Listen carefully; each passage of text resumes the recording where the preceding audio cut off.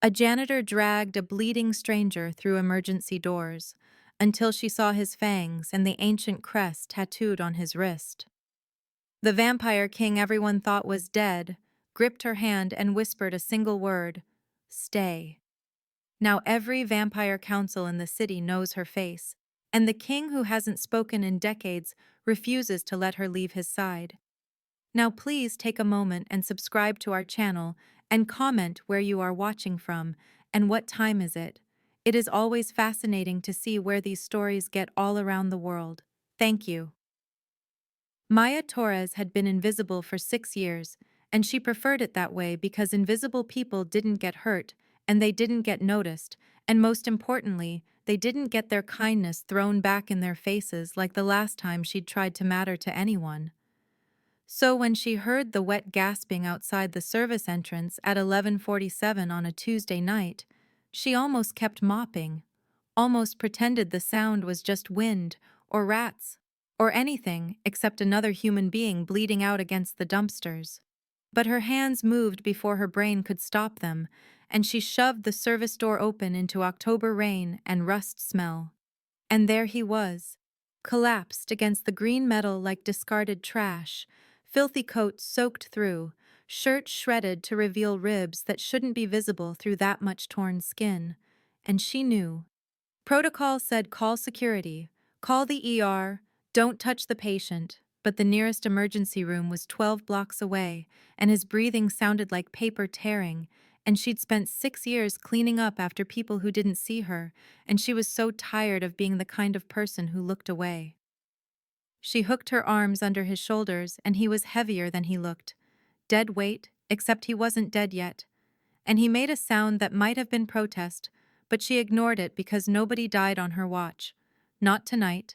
Not when she could still feel her own heartbeat hammering against her ribs, like proof she was still capable of caring about something. The fluorescent lights inside buzzed like angry wasps, and the ammonia smell from her mop bucket made her eyes water as she half dragged him down the corridor, his boots leaving wet streaks on linoleum she'd just cleaned, and she didn't care. She didn't care about protocol or cleanliness or the fact that her supervisor would write her up for this. She just needed him to keep breathing. She hauled him into the supply closet, the one with the cot where the night nurses sometimes napped, and lowered him onto scratchy white sheets that immediately bloomed red. And that's when she saw them. The fangs behind split lips, elongated canines catching the light like polished bone, and her brain stuttered because fangs weren't real, except they were right there in his mouth, and she should run, should scream, should do anything except press gauze to the worst of the wounds. But her hands kept moving like they belonged to someone braver. His left wrist flopped against the cot edge and she grabbed it to check his pulse, not thinking, just reacting, and that's when she saw the crest. Black ink, stark against pale skin, a design she recognized from the museum plaques she'd studied during her lunch breaks. When the hospital got too loud, and she needed to remember, the city had history beyond sickness. The Draev sigil, all sharp angles and crowned serpents, belonging to the vampire king everyone said died in 1989, back when she was 3 years old, and the world still made sense.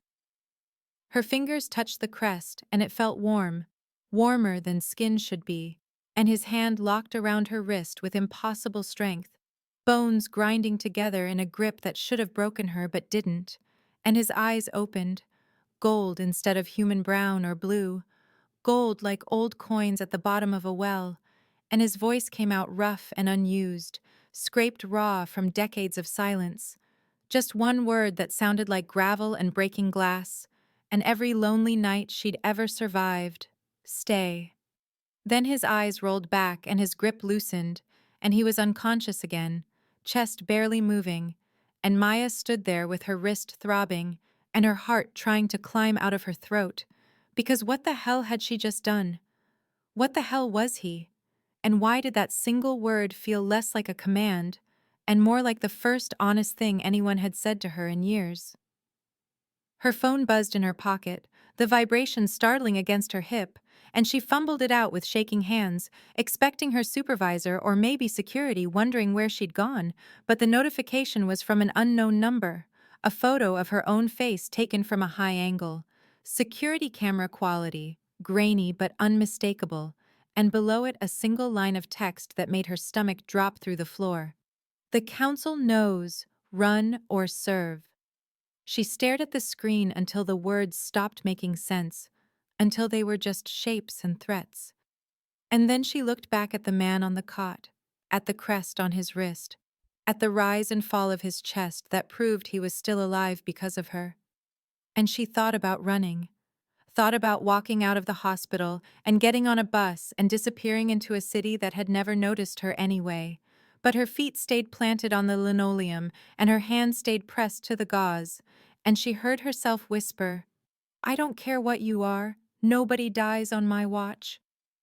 The fluorescent lights flickered once, a stutter that made shadows jump across the walls, and she wondered if that was him or just the hospital's ancient electrical system, wondered if saving him had been the bravest thing she'd ever done, or the stupidest, wondered if kindness was ever anything except a target painted on your back.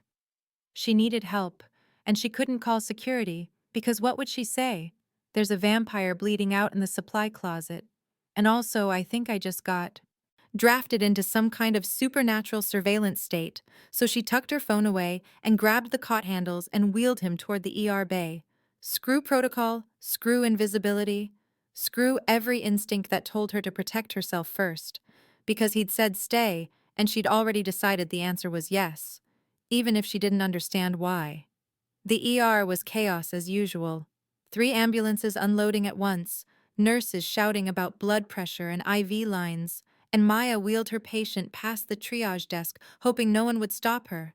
But Dr. Patel looked up from his clipboard, and his eyes went wide, not at the blood or the wounds, but at something else. And he crossed the distance between them in 4 long strides and yanked back the coat to expose the crest, and went pale.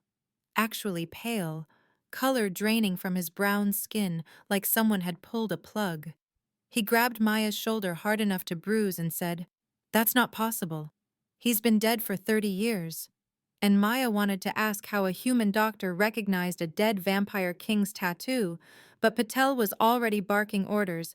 Get him to trauma 2, no residents, no students, just him and one nurse he trusted. And Maya tried to follow, but Patel blocked her path and said, "You touched the crest, didn't you?" And she nodded because lying seemed pointless when her wrist still tingled, where the vampire's fingers had locked around bone. And Patel closed his eyes like he was mourning someone who hadn't died yet and said, "Then you're already marked. They'll know everywhere you go until the bond fades, if it fades." And Maya asked how long, and Patel said, "I don't know. I've never seen anyone survive touching a royal blood mark." And then he was gone, disappeared into Trauma 2 with the vampire king who shouldn't exist. And Maya stood in the corridor with blood on her hands and a phone full of threats, and the words "stay still" echoing in her skull like a promise or a prayer, or the beginning of the end of the only life she'd ever known. The ER lights hummed above her head, and monitors beeped their steady rhythms, and somewhere behind the plastic curtains, someone was crying and someone else was laughing, and the world kept spinning like nothing had changed. But Maya's wrist throbbed where he'd held her, and her phone buzzed again. Another message, just 2 words this time. "We're coming." And she thought about running, really thought about it, pictured herself walking out through the service entrance into October rain and never looking back. But her feet carried her to Trauma 2 instead. And she pressed her face to the wire glass window and watched Dr. Patel cut away the rest of the vampire's shirt, watched the crest on his wrist pulse once with dim gold light, watched his chest rise and fall and rise again, and she thought, "I saved you.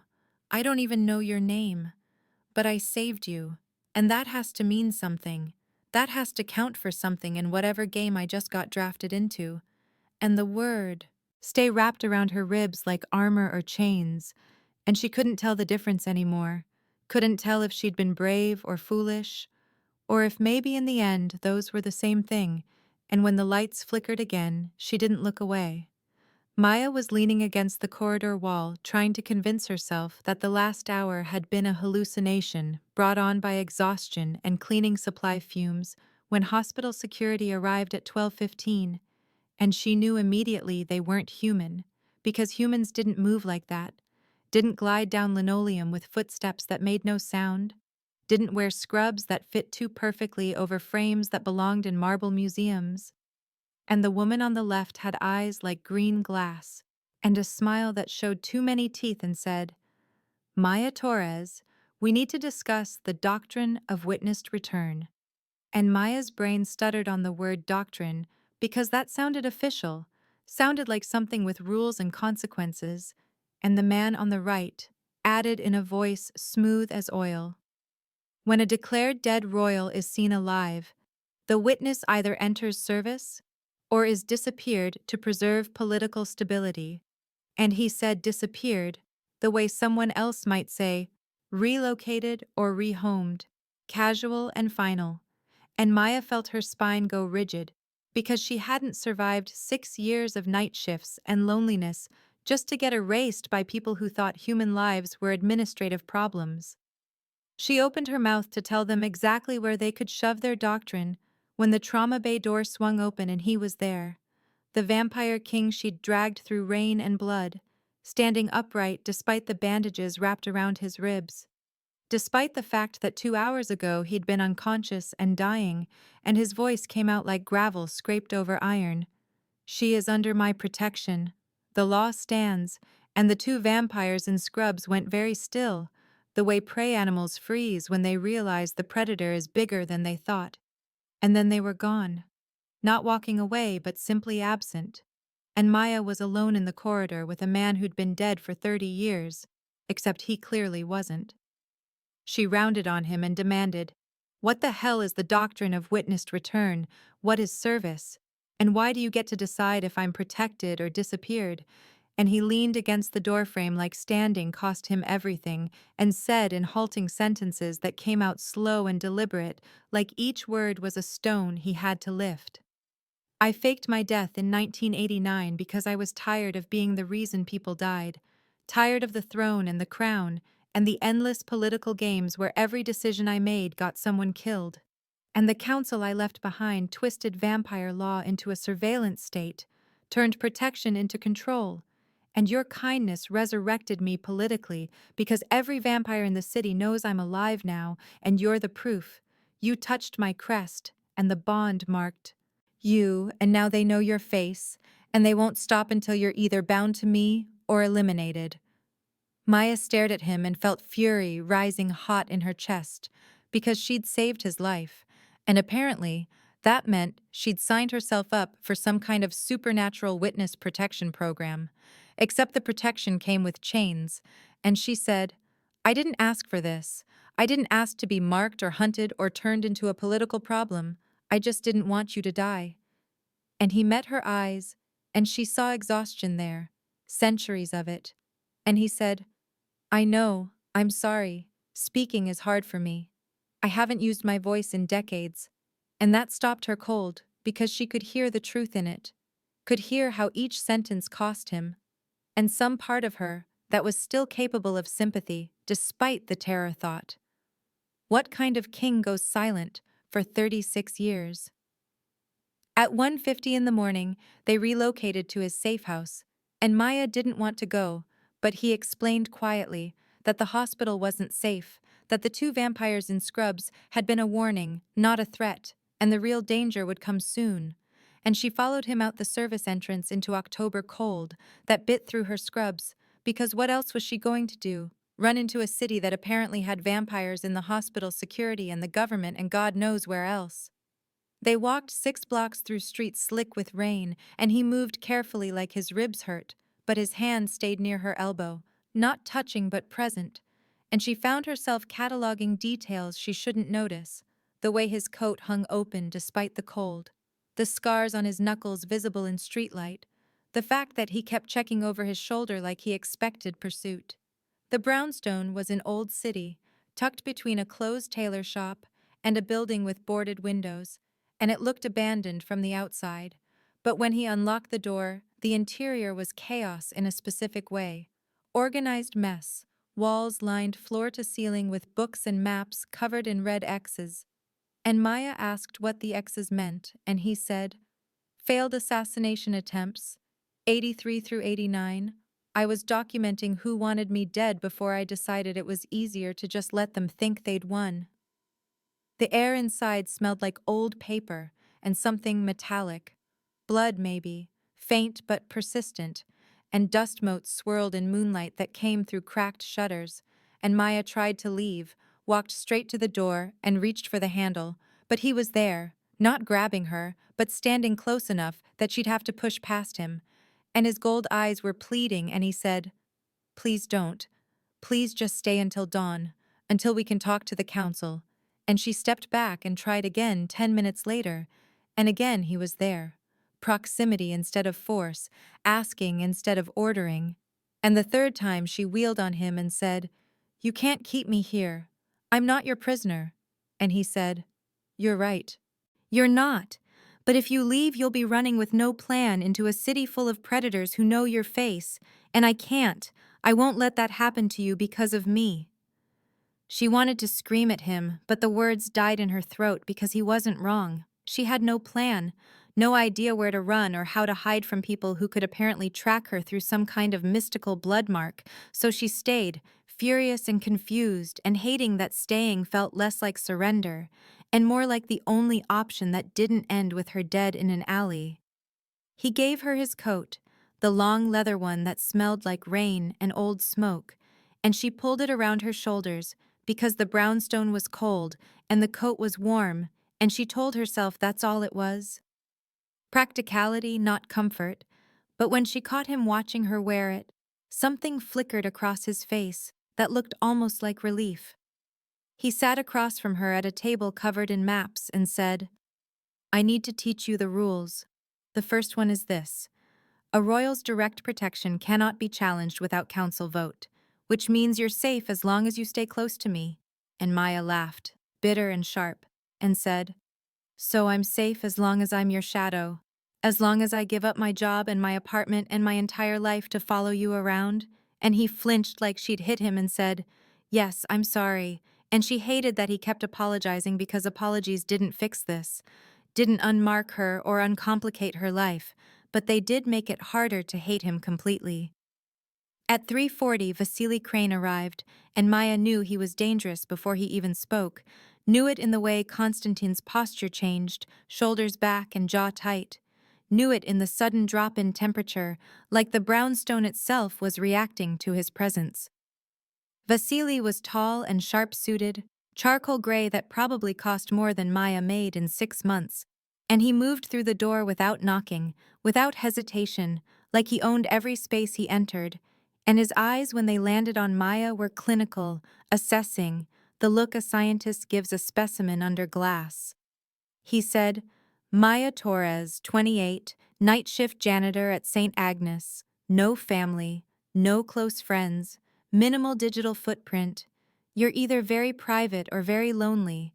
And Maya felt her hands curl into fists, because how dare he recite her life like it was a case file? How dare he reduce her to statistics and isolation? But before she could speak, he turned to Constantine and said, "The council convenes at dawn. You will answer for your desertion, and she will be assessed for binding or release."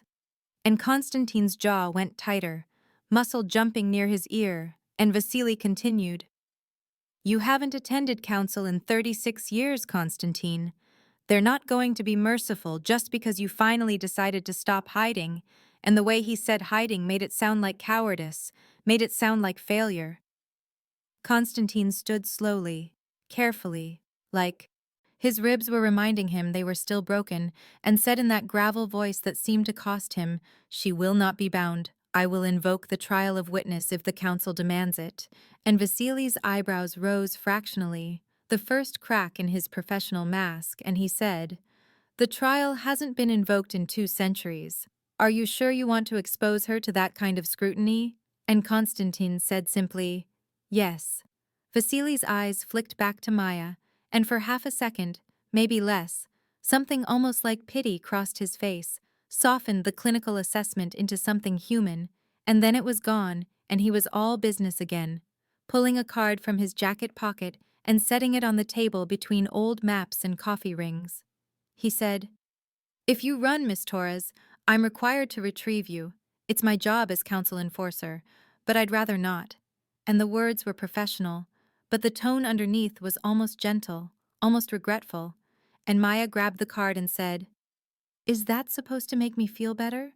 Knowing you'll hunt me politely?" And Vasily almost smiled, corner of his mouth twitching, and said, "No. It's supposed to make you understand that the system doesn't care about your feelings or your choices. It cares about control. And if you're smart, you'll let Constantine bind you and disappear into his protection, become invisible again." And Maya said, "I've been invisible for 6 years. I'm done with that."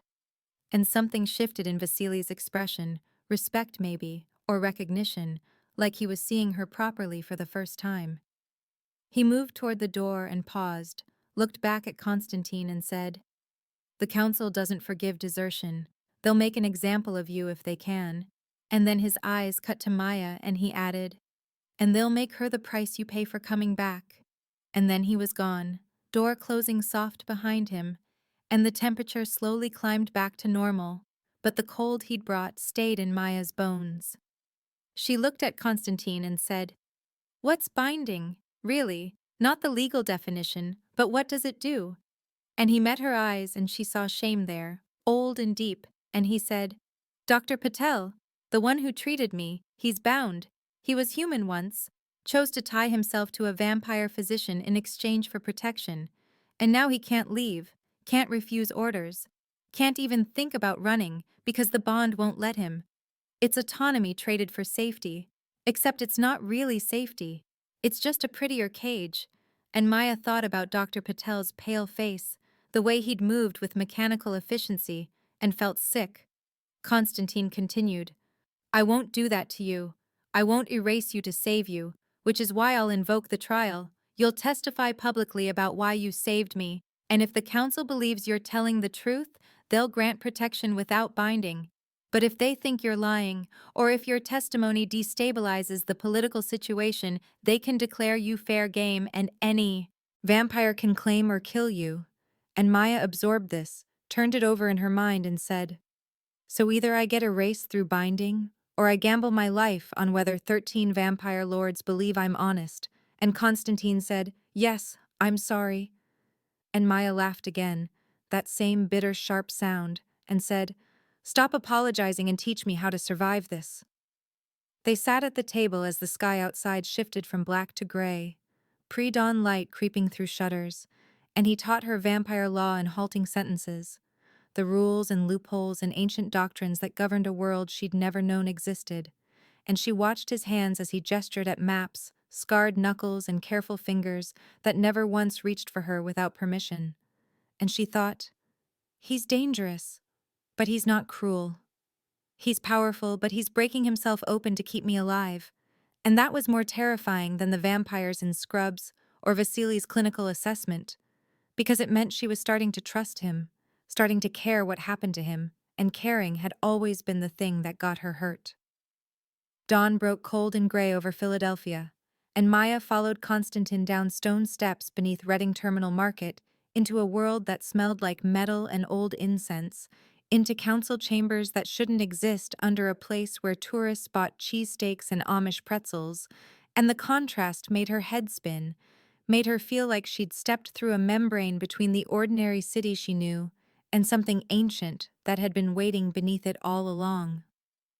The underground hall stretched vast and vaulted, stone ceiling carved with symbols she didn't recognize, chandeliers dripping crystal that caught the light and threw it back in sharp angles. And at the far end, 13 obsidian thrones arranged in a crescent. 13 vampire lords, sitting motionless as statues, watching her with eyes that ranged from gold to silver to red. And Maya felt the weight of their attention like physical pressure against her skin. Constantine's hand hovered near her elbow, not touching but close, and his breathing was shallow, careful, like each inhale cost him. And she realized he was terrified, This vampire king, who'd lived 8 centuries, was afraid of these 13 people, and that should have made her feel worse.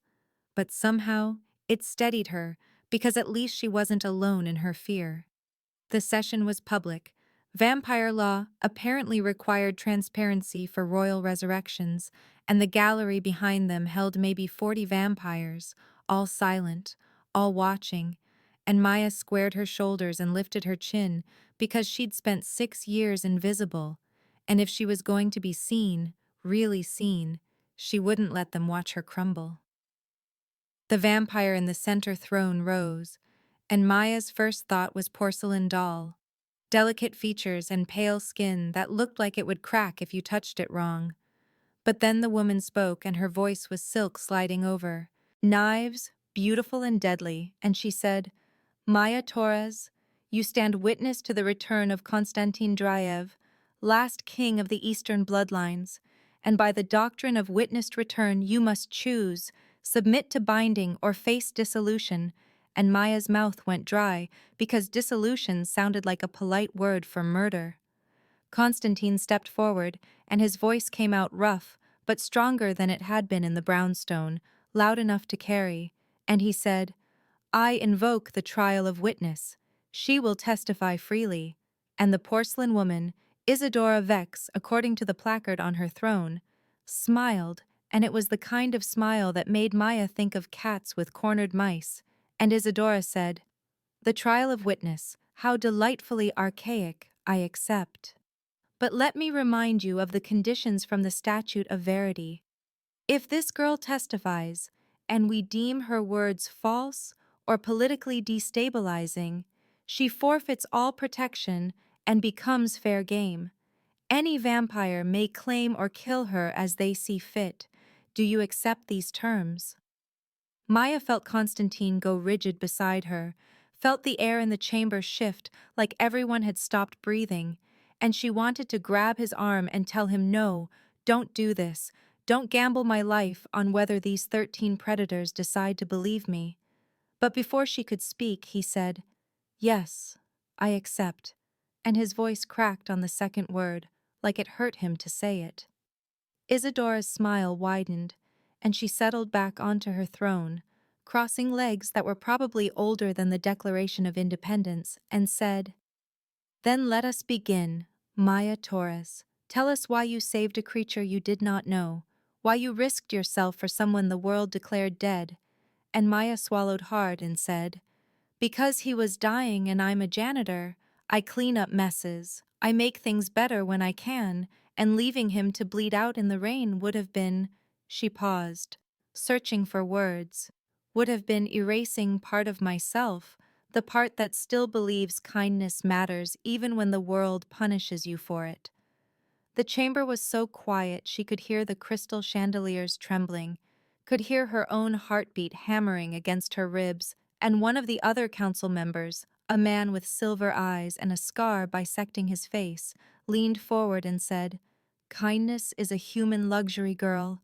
In our world it is a weakness that gets exploited, and Maya felt anger flare hot in her chest and said, Then your world is broken, and the chamber erupted in whispers, hissing sibilant sounds that echoed off stone, and Isadora raised one hand and silence fell like a guillotine blade. Isadora's eyes fixed on Maya and she said, Broken, perhaps, but it is the world you now inhabit, and binding is mercy. Girl, autonomy in our world is just a slower death. We would tie your will to Constantine's protection, and you would be safe, invisible again. Isn't that what you want? And Maya thought about Dr. Patel's mechanical movements, thought about 6 years of being invisible and hating it, and said, No, I don't want to be erased. I want to survive as myself, or not at all. Constantine's hand found her wrist, fingers wrapping careful around bone, and she felt him trembling, felt the weight of what she'd just said settling over both of them, and Isadora laughed, bright and terrible, and said, So brave, so foolish, very well. The council will vote on whether your testimony is true and whether it serves the realm. But know this, Maya Torres, if even one of us deems you false or destabilizing, You become prey. Do you understand? And Maya said, yes, because what else could she say? Because she'd already chosen this path when she dragged Constantine through the service entrance, and there was no going back now.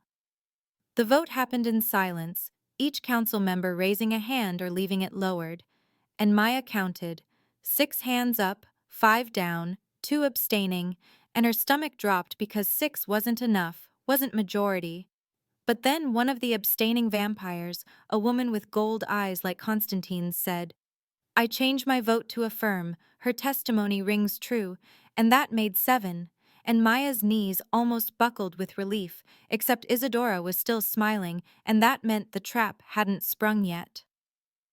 Isadora said, 7 affirm her truth, but we must also vote on whether her testimony destabilizes the realm, whether her presence disrupts the peace we have maintained these 36 years. All in favor of declaring her disruptive raise your hand, and 9 hands went up, 9 out of 13, and Isadora's smile turned triumphant and she said, the girl's testimony is true but disruptive, therefore she is granted protection under Constantine's name with one condition, for 48 hours she remains fair game, a grace period for any vampire to challenge Constantine's claim by capturing her. If he can defend her through that period, the protection becomes permanent. If not, well, the matter resolves itself. Maya felt the floor tilt under her feet, felt Constantine's grip on her wrist tighten until bones ground together, and she heard him inhale sharp and ragged, and then his voice rang out louder than she'd ever heard it, loud enough to make the chandeliers shake. She testifies under my name. If you touch her, you invoke blood war with the Drave line. And the chamber went absolutely still, frozen like someone had stopped time, and Isadora's smile sharpened into something savage and delighted, and she said, then you accept the throne, Constantine. You cannot invoke Drave law as a dead man. You cannot claim the protection of a royal bloodline you abandoned. Choose now, reclaim your crown, or watch her become prey. Maya watched Constantine's face and saw 36 years of running collide with this single moment, saw the weight of every person who'd died because of him crash against the weight of letting her die because he was too afraid to claim what he'd been, and his jaw tightened, and his gold eyes met Isadora's across the chamber, and he said, I accept, and the chandeliers flared bright gold, ancient magic recognizing the claim, recognizing that the dead king was dead no longer, and the council erupted in whispers and movement, vampires standing and sitting and turning to each other, and Maya stood in the center of it all with Constantine's hand still wrapped around her wrist and thought, he just sacrificed everything for me. He just painted a target on himself that every vampire who wanted him dead in 89 can see. And she didn't know if she should thank him or scream at him for making that choice without asking her. She leaned close, close enough that only he could hear over the chaos, and whispered, you just painted a target on yourself for me. And he turned to look at her, and his eyes were exhausted and determined, and something else she couldn't name. And he whispered back, I painted it 36 years ago when I walked away. You're just the first person worth coming back for. And Maya's heart did something complicated in her chest, something that felt like falling and catching herself at the same time. Isadora stood and raised both hands, and the chamber quieted, and she said, so be it. Constantine Driev reclaims the throne of the Eastern bloodlines, and Maya Torres is granted protection under his name. With the fair game clause active for 48 hours beginning now, this session is adjourned, and the vampires in the gallery began to file out, some watching Maya with hunger, some watching Constantine with calculation. And Maya thought, 48 hours, I have to survive 48 hours of being hunted. And Constantine's hand was still on her wrist, steady and warm, and she realized she was noticing things she shouldn't. The way his jaw tightened when Isadora spoke, the way his thumb rested against her pulse point like he was counting her heartbeats, the way he stood between her and the council like a shield made of bone and desperation. They walked out of the council chambers together, climbing stone steps back into the ordinary world of Reading Terminal Market, where early vendors were setting up fruit stands and coffee carts, and the contrast was dizzying. Supernatural politics and tourist breakfasts existing in the same space, and Maya's legs felt shaky, adrenaline draining away and leaving her hollow. Constantine kept his hand on her elbow, guiding her through the crowd, and she let him because her brain was still processing what had just happened, still turning over the fact that he'd reclaimed a throne he'd spent decades hiding from, just to keep her alive.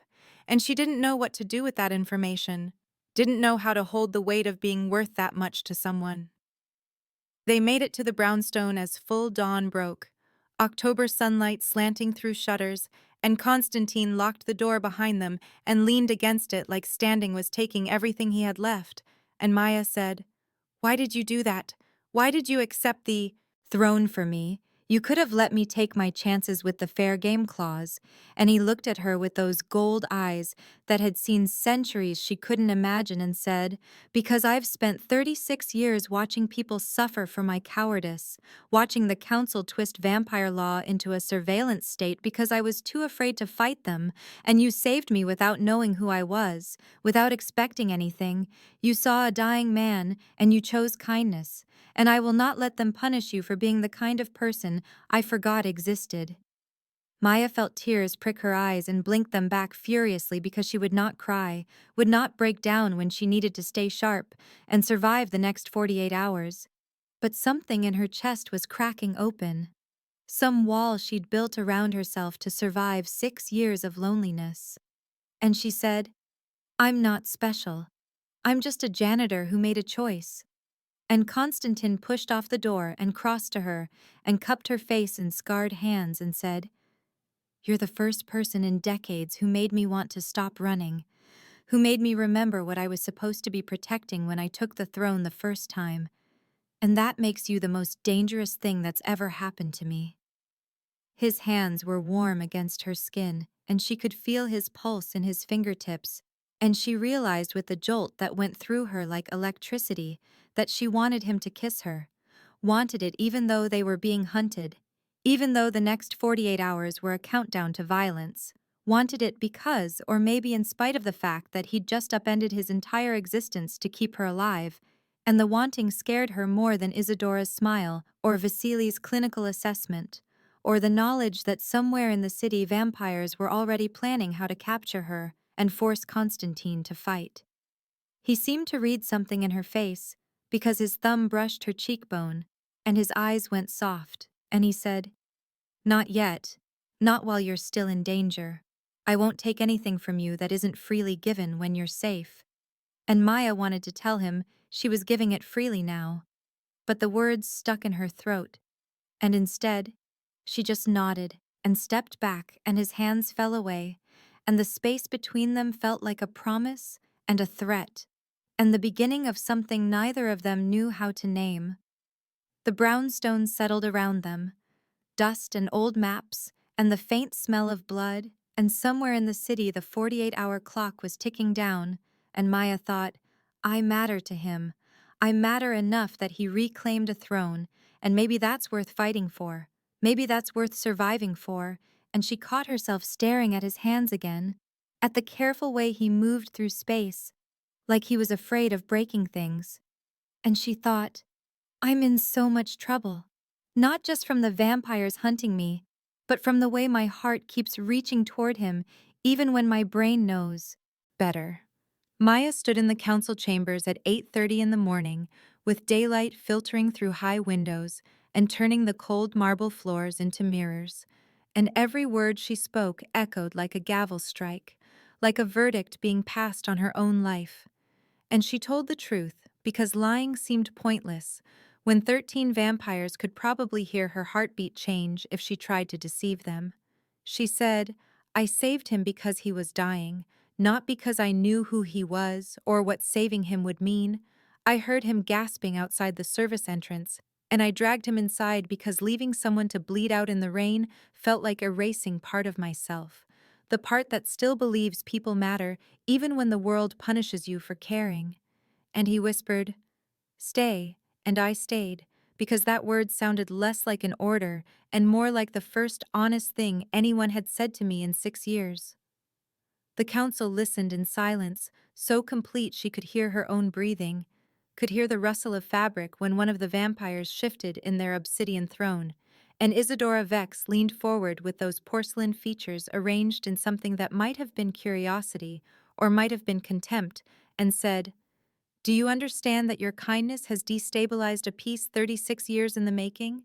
That your choice to save one vampire has put hundreds of lives at risk?" And Maya felt anger flare hot in her chest, felt 6 years of being invisible and overlooked rise up through her throat, and she said, "If your peace requires pretending kind people don't exist, it wasn't peace, it was a ceasefire. It was everyone agreeing to look away from cruelty and call it stability." The chamber held its breath, and Maya saw 3 council members nod slightly, saw something that might have been approval or might have been respect flicker across their ancient faces, and Isadora's smile vanished like someone had wiped it away with a cloth. And she said coldly, "The council will vote." And Maya watched hands rise and fall, watched her fate decided by creatures who'd lived centuries and still apparently hadn't learned that autonomy mattered more than control. The verdict came swift and brutal. Maya's testimony was deemed true but disruptive. She was granted protection under Constantine's name, but the fair game clause remained active for 48 hours, a grace period for any vampire to challenge Constantine's claim by capturing her. And Constantine's hand found hers under the table, fingers lacing through fingers. And he didn't let go even when Isadora's eyes tracked the movement and her smile returned sharp as broken glass. They retreated to the brownstone at 3 in the afternoon, and the October sun slanted through cracked shutters, turning dust motes into constellations, and Constantine sat across from her at the table covered in maps and old coffee rings, and taught her vampire law, not to scare her but to arm her, speaking in that rough voice that still sounded like it cost him everything to use. He explained that the fair game clause was a trap, that Isadora expected challengers and each one would force him to fight publicly, exhausting him while she consolidated power behind the scenes. And Maya watched him trace routes on a map of Philadelphia, watched his scarred knuckles move across paper, and asked the question that had been building in her chest since the council chambers. Why did you fake your death? What happened in '89 that made hiding seem better than fighting? Constantine was silent for a long moment, silent enough that Maya thought he wouldn't answer. And then he said, "I discovered the council was binding humans en masse, hundreds of people every year, erasing their autonomy to create a servant class, and I tried to stop it, called an emergency session, presented evidence, demanded immediate reform, and Isadora and 6 other council members tried to assassinate me 3 days later." His voice went quieter, rawer, and he continued, "They ambushed me in my own estate, used poison that shouldn't have worked on someone my age, but did because they'd been planning it for months, and I barely escaped. And I was so tired, Maya, so tired of fighting people who were supposed to be allies. So I faked my death and went silent and told myself my absence would force them to change. That without me to oppose, they'd have no choice but to reform the system." He looked up and met her eyes, and she saw centuries of failure written in his face, and he said, "Instead, I just made it easier for them to do worse. The binding program expanded. They turned vampire law into a surveillance state, and I've carried that failure for 36 years, carried the weight of every person who got bound, because I was too much of a coward to keep fighting." Maya reached across the table and touched his scarred knuckles, felt the raised tissue under her fingertips, and said, "You're awake now. That's what matters. You can't fix the past, but you can fight for the future." And for the first time since 1989, Constantine allowed himself to hope that maybe he could repair what he'd broken, that maybe this woman who'd saved him without asking for anything could help him become the king he'd failed to be. The sun set, and the brownstone filled with shadows, and at 11 that night, Maya was trying to sleep on the couch under Constantine's coat, when she heard footsteps on the roof, fast and light. And Constantine was moving before she could sit up, was pulling her to her feet, and pushing her toward the corner and saying, "Stay here. Don't come out no matter what you hear."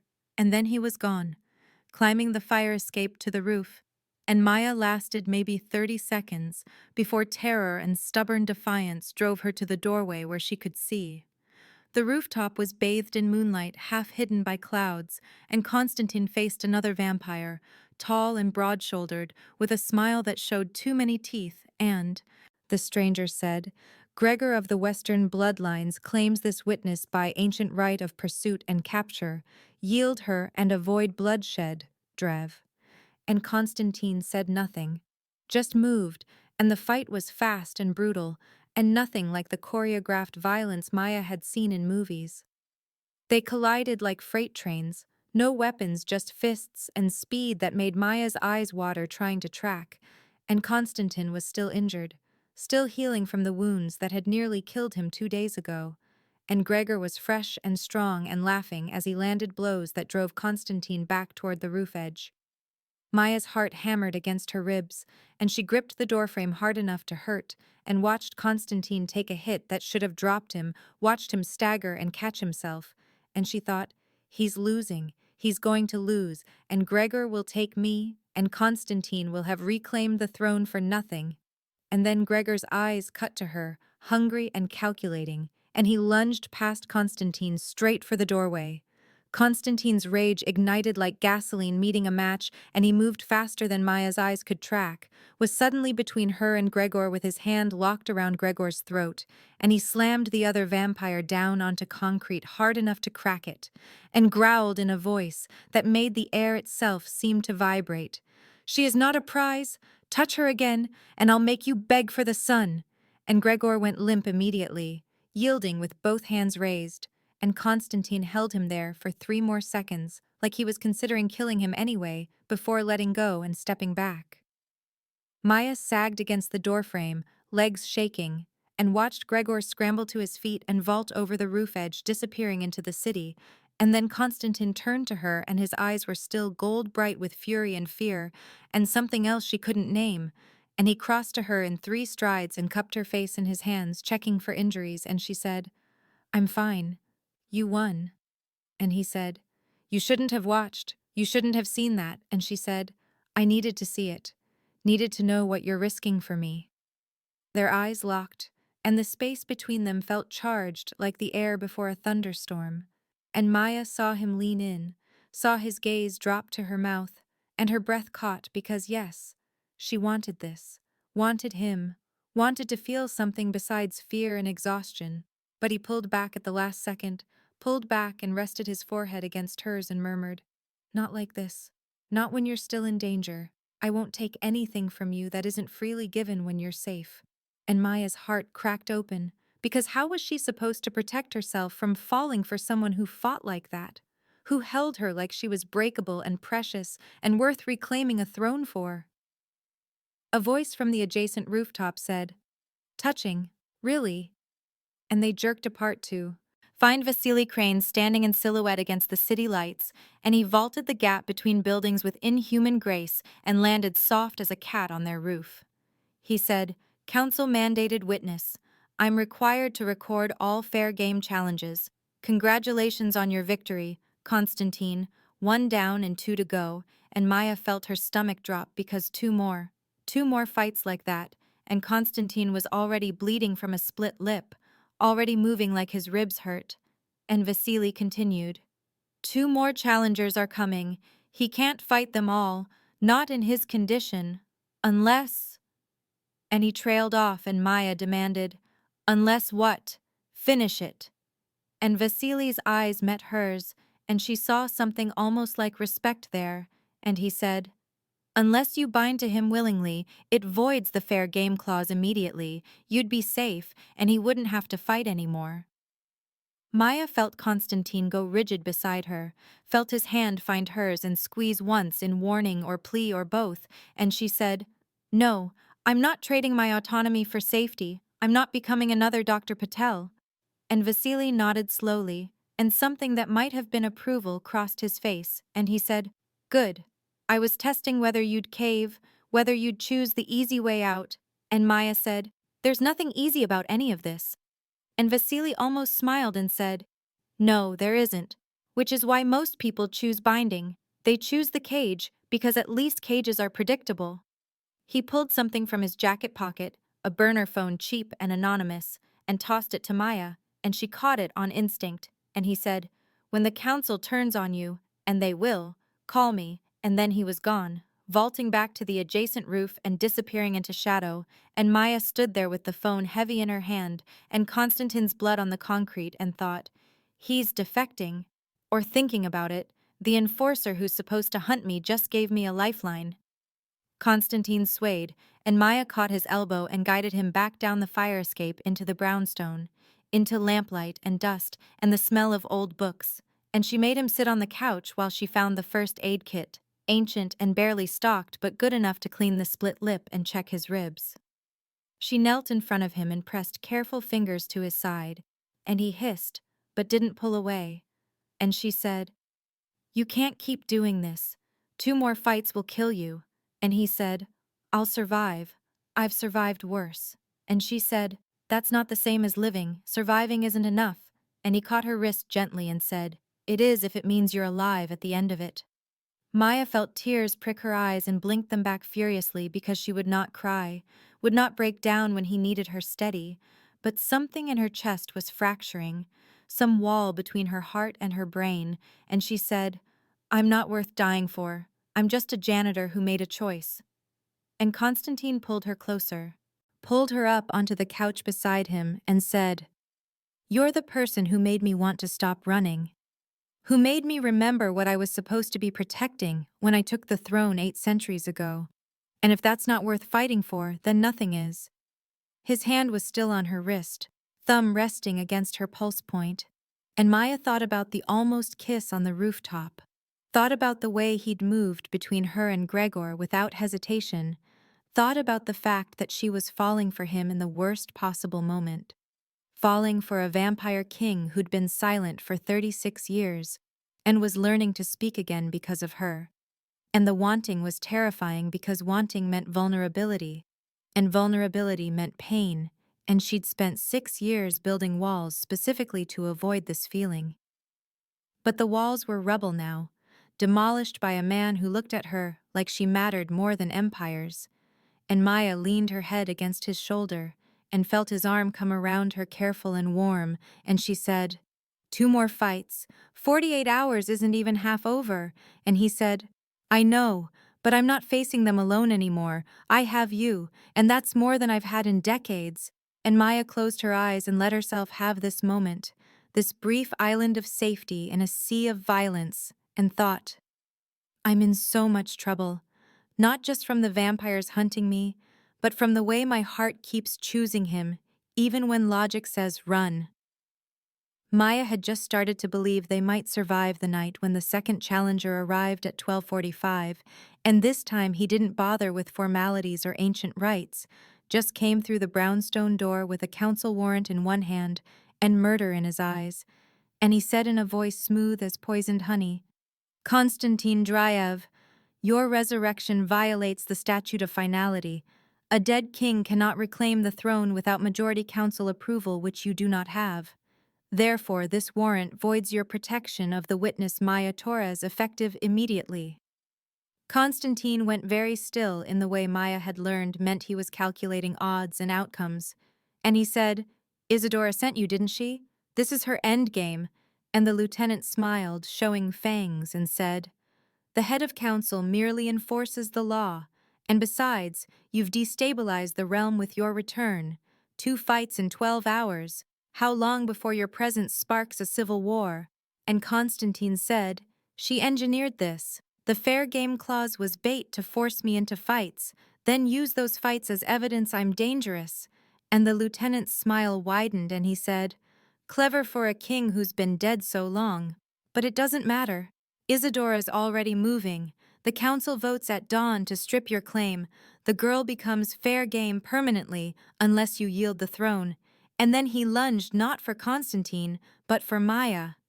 She saw him coming and grabbed the fire poker from the hearth, some instinct older than thought driving her hands, and she swung hard at his knee, felt the impact jar through her arms, and he stumbled just enough for Constantine to intercept, to slam into him with force that cracked the floorboards.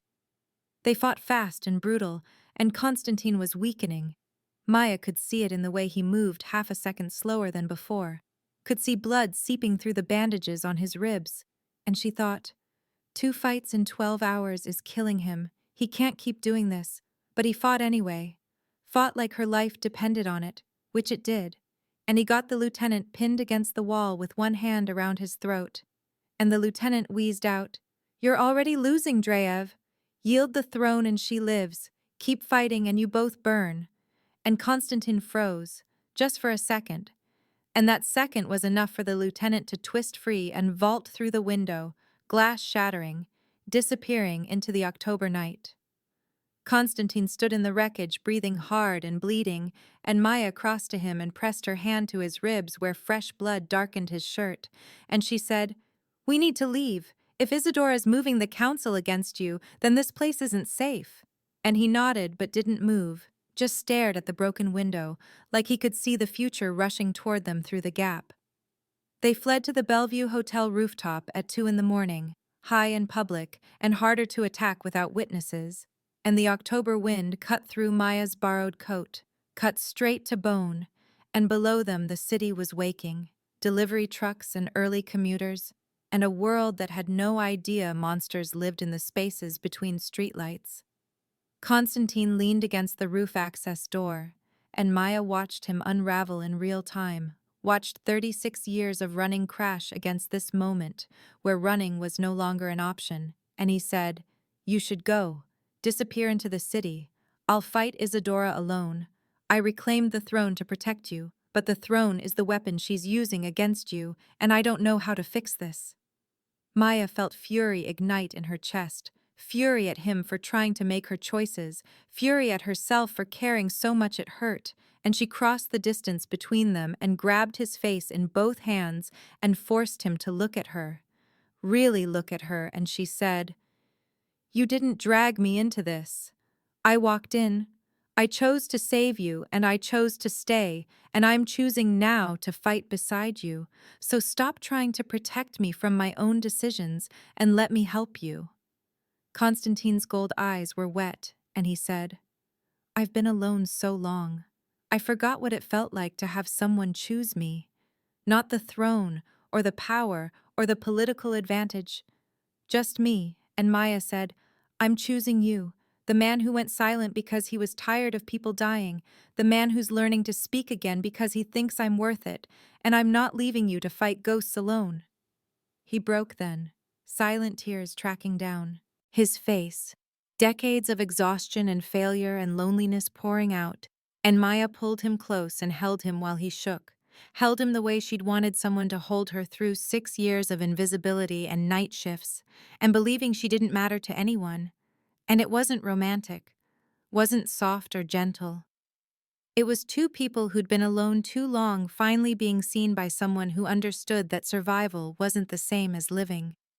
The sky was shifting from black to gray, pre-dawn light creeping over the city, when Vasily Crane arrived on the rooftop, and Maya tensed expecting another fight. But Vasily raised both hands empty and said, "I'm not here to enforce, I'm here to defect." And Constantine lifted his head from Maya's shoulder, eyes red and wary, and said, "Why? What changed?" And Vasily said, "I've been watching her for 2 days, watching her refuse to bind when it would have saved her, watching her testify knowing the council would punish honesty, watching her choose danger over safety because she believes people matter more than systems. And I realized I've spent 300 years enforcing laws I thought were just, laws I thought protected people, and somewhere along the way, those laws became chains, and I became the one locking them." He pulled a folder from inside his jacket, old leather cracked and stained, and handed it to Constantine, and he said, "Evidence of Isadora's embezzlement from the Dreyev vaults, 30 years of documented transfers, falsified records. She's been siphoning resources since you disappeared, used your absence to legitimize her control, and she needs you reinstated as king so she can continue accessing the vaults. But she also needs you controllable or dead. That's why she engineered the fair game clause: exhaust you with fights, then strip your claim and eliminate the witness. Maya watched Constantine open the folder, watched his face go hard as he read, and Vasily continued, "With this you can challenge her publicly at the dawn vote, turn the council against her, but she'll have every loyal vampire in the city ready to kill you if you try. This isn't just politics anymore, it's war, and you need to decide if you're willing to burn the system down to save one human." Constantine looked at Maya, and she saw the question in his eyes, saw him weighing her life against centuries of tradition and vampire law, and she said, "Burn it, burn all of it. Any system that punishes kindness deserves to fall." And Constantine's mouth curved in something that wasn't quite a smile but was close, and he turned to Vasily and said, "I accept your defection." And Vasily knelt, formal and ancient, and said, "I pledge my service to the Dreyev line, not to enforce its laws, but to help dismantle the ones that turn protection into prison." And Constantine touched his shoulder in acceptance, and Maya watched the blood oath seal between them, watched Vasily's eyes flare gold, then settle, and thought, "The system is cracking, because I refuse to disappear, because I chose to matter."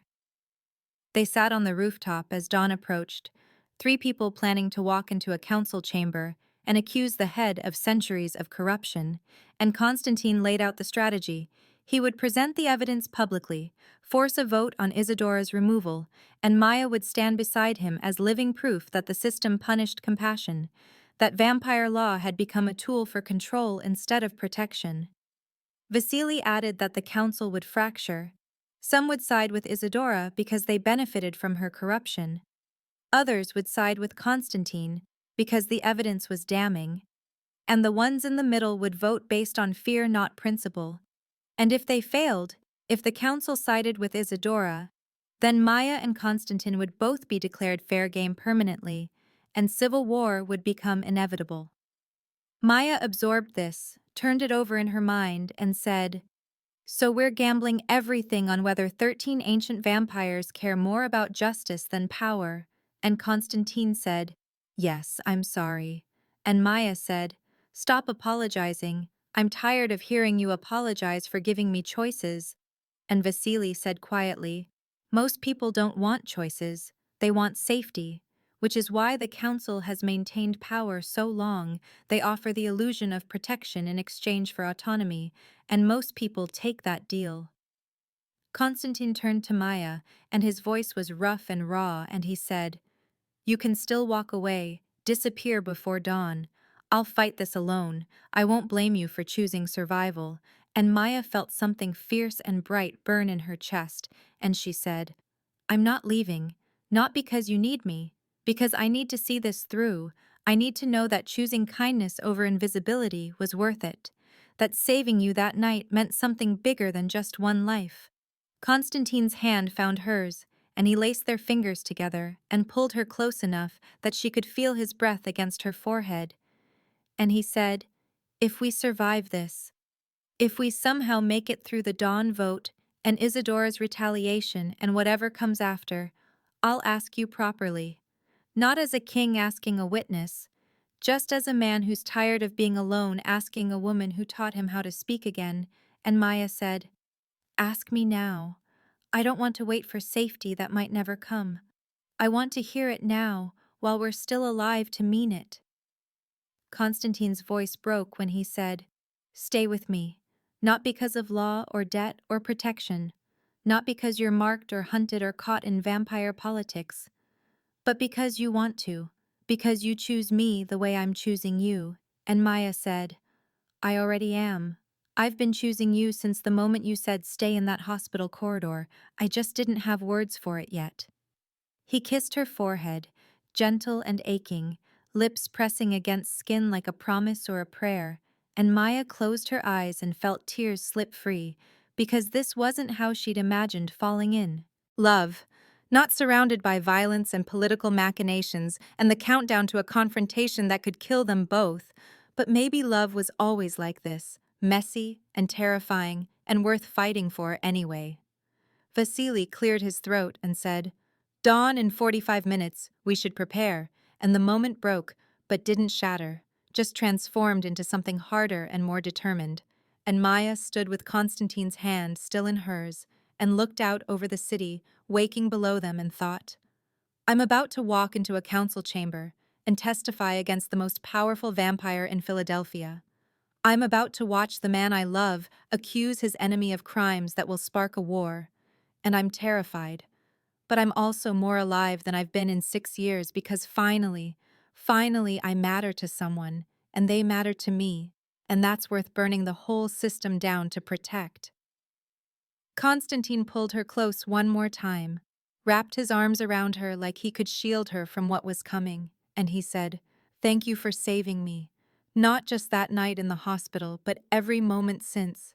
Thank you for refusing to let me hide. And Maya pressed her face into his shoulder and said, Thank you for asking me to stay, for giving me a reason to stop being invisible. And they stood there on the rooftop with Vasily keeping watch, and the sky turning from gray to pale gold, and the city spreading out beneath them like a battlefield waiting for the first shot. And Maya thought, This is it. This is the moment everything changes. And I'm ready. I'm finally ready to be seen. Maya walked into the council chambers at 5:45 in the morning, with the sunrise bleeding orange light through high windows and turning cold marble into something almost warm. And she felt every eye track her movement as she crossed to stand beside Constantine, felt the weight of 13 vampire lords assessing whether she was catalyst or victim, or something they hadn't anticipated.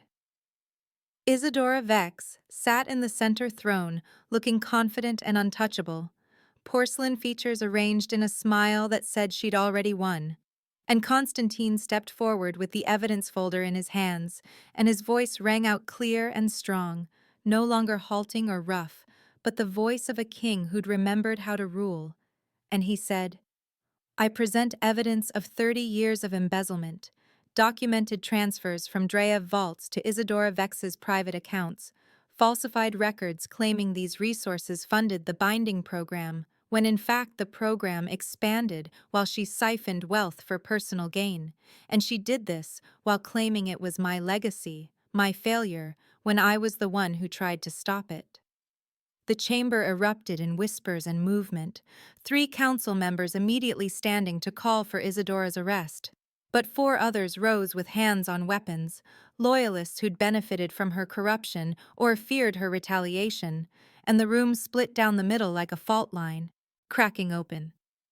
Isadora laughed, bright and terrible, and said, You think evidence matters, Constantine.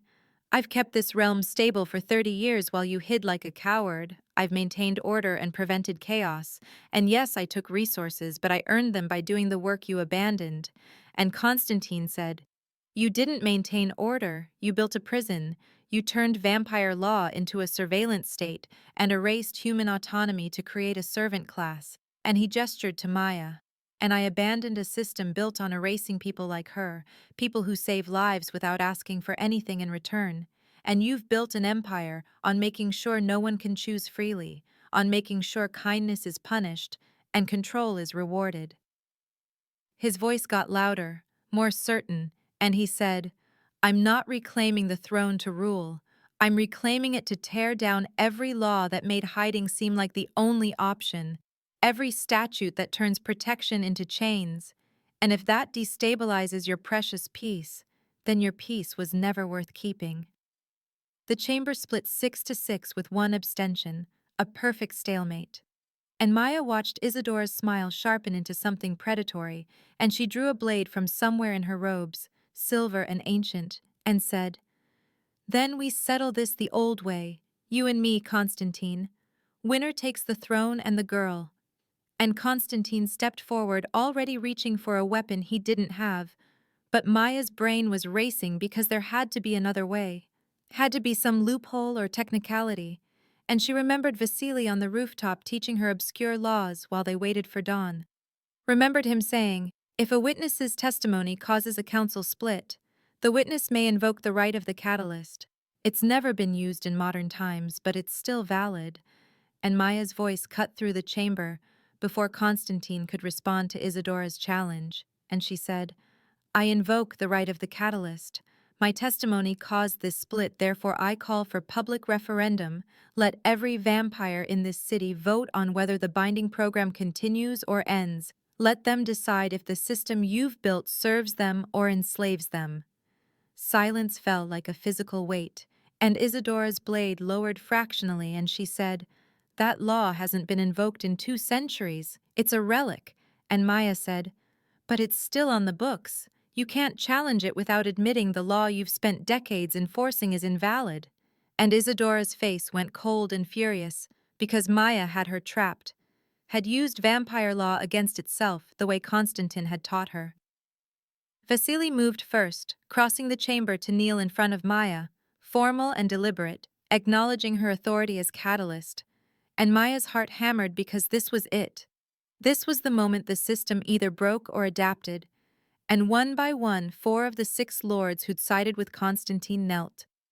Then the abstaining lord knelt, and the chamber was half kneeling, half standing, a realm visibly divided, and Isadora hissed, "This isn't over. You think a referendum will save you, but I have loyalists in every district.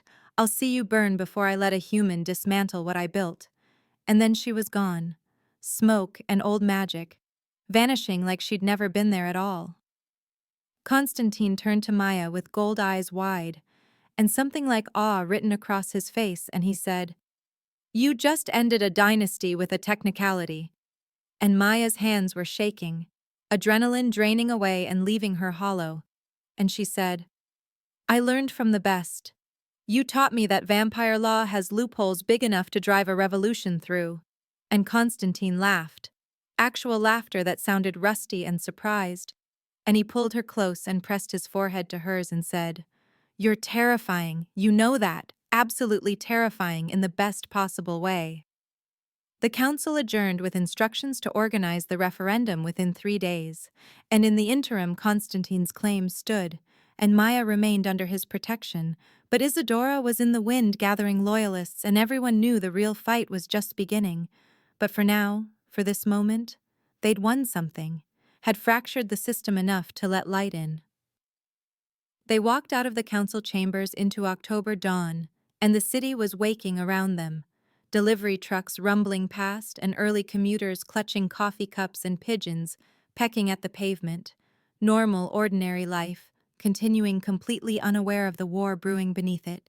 And the contrast made Maya dizzy, made her feel like she existed in 2 worlds simultaneously.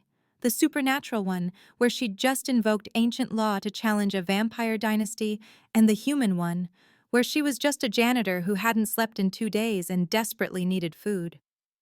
Constantine took her hand with no hesitation this time, fingers lacing through fingers like they'd been doing it for years instead of days, and he pulled her close and kissed her, slow and deep and anchoring, and it tasted like rain and relief and the beginning of something neither of them had words for yet. And Maya kissed him back with everything she had, with 6 years of loneliness and fear and believing she didn't matter, kissed him like he was oxygen and she was drowning. And when they finally broke apart, she was breathless and smiling, and he was looking at her like she'd hung the stars. He said, "I told you I'd ask properly," and his voice was soft and raw and everything Maya had ever wanted to hear. And he said, "Maya Torres, will you stay?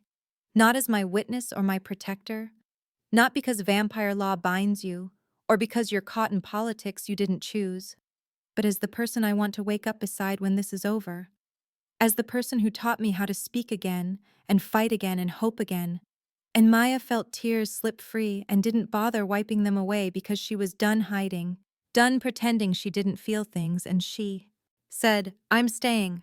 I'm choosing you the same way you chose me, but you're buying me breakfast first because I haven't eaten in 2 days.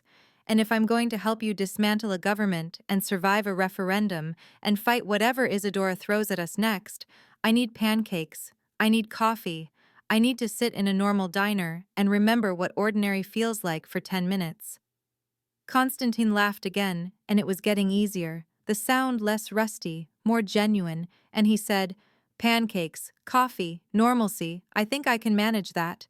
And they started walking hand in hand toward a 24-hour diner Maya could see glowing warm in the gray morning light, and Vasily fell into step 3 paces behind them, self-appointed bodyguard, and Maya glanced back and said, "You're coming too. You defected for us, which means you're fair game same as me." And Vasily said, "I'm aware, but someone needs to watch your backs while you're busy being disgustingly in love." And Maya felt her face heat, but she didn't deny it because it was true. She was in love with a vampire king who'd been silent for 36 years, in love with a man who'd reclaimed a throne just to keep her alive, and the love felt fragile and fierce and worth everything she'd risked to get here. They were halfway to the diner when Konstantine's phone buzzed, and he pulled it out one-handed, the other still holding Maya's, and his face went hard as he read whatever message had come through, and he showed her the screen. Unknown number. Message that read, "The referendum won't save you. I'll see you burn before I let a human dismantle what I built." And Maya knew it was Isadora. Knew the threat was real and immediate, and that the next 3 days would be dangerous in ways she couldn't fully predict. But she took the phone from Constantine's hand and deleted the message and said, "Let her come, we'll be ready. We survived the council and the fair game clause and 2 assassination attempts. We can survive whatever she throws at us next." Constantine looked at her like she was something rare and precious, and he said, "When did you get so brave?" And Maya said, "I've always been brave. I just didn't have a reason to show it until I met you." And Vasily said from behind them, "If you two are finished being adorable, we should keep moving. Standing still makes you easy targets." And Maya laughed because the absurdity of it all was finally hitting her. The fact that she was walking through Philadelphia at dawn with a vampire king and a defected enforcer, walking toward pancakes and coffee, and a future that was completely uncertain but also completely hers. Constantine smiled, and it transformed his whole face, made him look younger despite the centuries in his eyes, made him look like someone who'd remembered how to be happy. And Maya thought, this is what I saved that night in the hospital. Not just his life, but his ability to smile like this, to hope like this, to choose love over isolation, and that's worth everything. Worth the danger and the politics and the war that's coming. They reached the diner, and the smell of coffee and bacon wrapped around Maya like a blanket, warm and ordinary and exactly what she needed. And they slid into a booth, Constantine beside her and Vasily across from them, and the waitress came over with menus and didn't bat an eye at the fact that Constantine was covered in fading bruises, and Maya looked like she'd been awake for 48 hours straight. And Vasily was wearing a suit that probably cost more than the diner's monthly revenue, and she just said, "Coffee all around," and Maya said, "Yes, please, and the strongest you've got." And Constantine ordered pancakes for Maya and nothing for himself. And when she asked if vampires could eat, he said, "We can, but we don't need to. I just want to watch you remember what normal feels like." And Maya's heart did something complicated in her chest, and she thought, "I'm keeping him. I'm keeping this moment. I'm keeping the memory of sunrise and coffee, and the man beside me who learned how to speak again because I asked him to stay." The coffee came hot and bitter and perfect, and Maya wrapped her hands around the mug and let the warmth seep into her bones. And she looked at Constantine and Vasily and thought, this is my family now, this vampire king and this defected enforcer, this found family built from choice and desperation and the stubborn refusal to let the system erase us.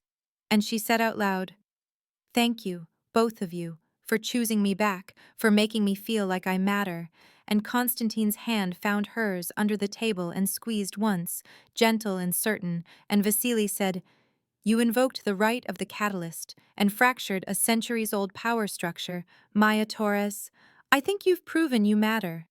And Maya laughed, and it felt good, felt like coming home to herself. The sun was fully up now, October lights spilling through the diner windows.